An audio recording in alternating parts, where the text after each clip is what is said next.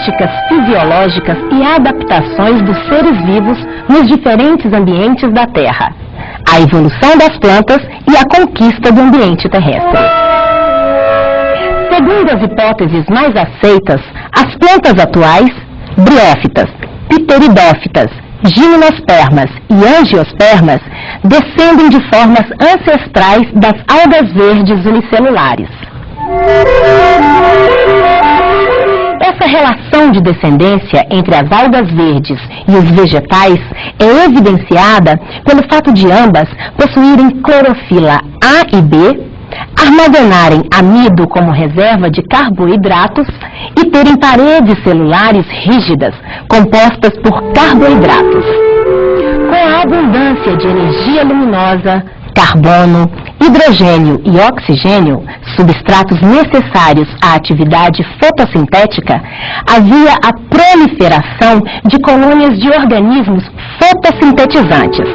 Entretanto, como os sais minerais são escassos nos oceanos abertos, as gigantescas colônias de algas rapidamente esgotavam nas regiões de oceano em que se desenvolviam essas importantes substâncias para atividades metabólicas de todas as células.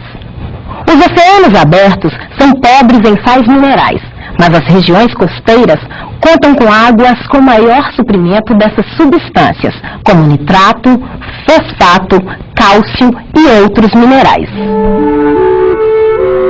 Esses sais minerais são trazidos por rios e outros corpos d'água, graças ao processo de erosão das montanhas e dos solos.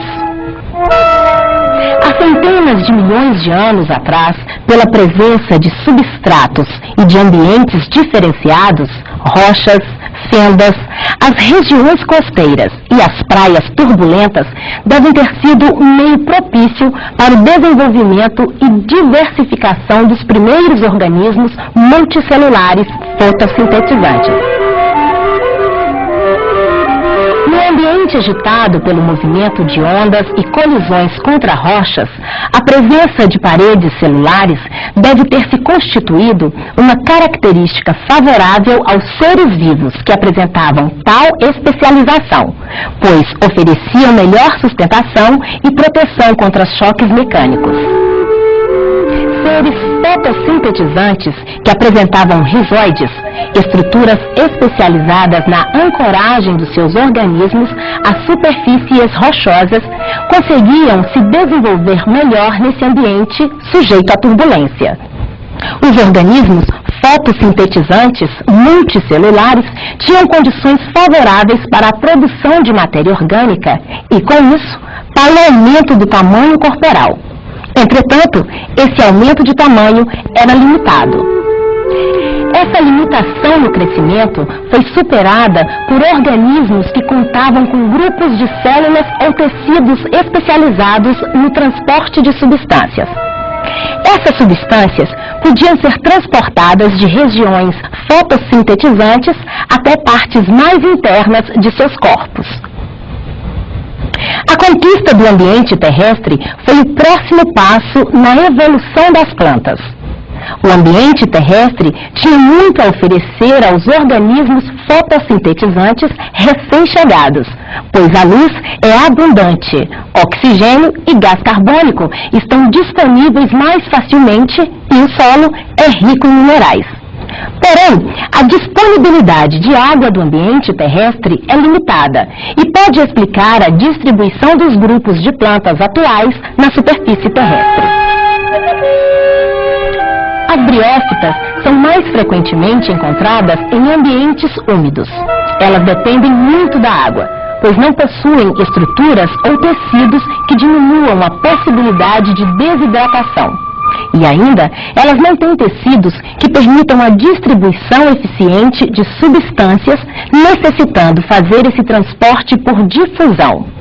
Esse fator restringe o habitat e limita o porte desses vegetais, sendo que todas as briófitas são plantas pequenas. Além disso, essas plantas precisam de água para o transporte dos gametas masculinos até os gametas femininos.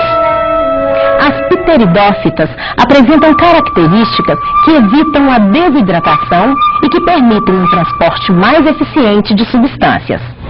Essas características permitiram que esses organismos ocupassem espaços menos úmidos e mais diversificados, e também propiciou que pudessem atingir um porte maior. As pteridófitas dependem da água para o transporte dos gametas masculinos. Por isso, em condições naturais, elas são encontradas em ambientes com boa disponibilidade de água. As gimnospermas e angiospermas, devido a características que diminuem a desidratação, permitem um eficiente transporte de substâncias, o que as tornam independentes da água para a reprodução. Com isso, representantes desses dois grupos de plantas conseguiram expandir sua distribuição por todo o planeta e atualmente compõem as florestas do planeta.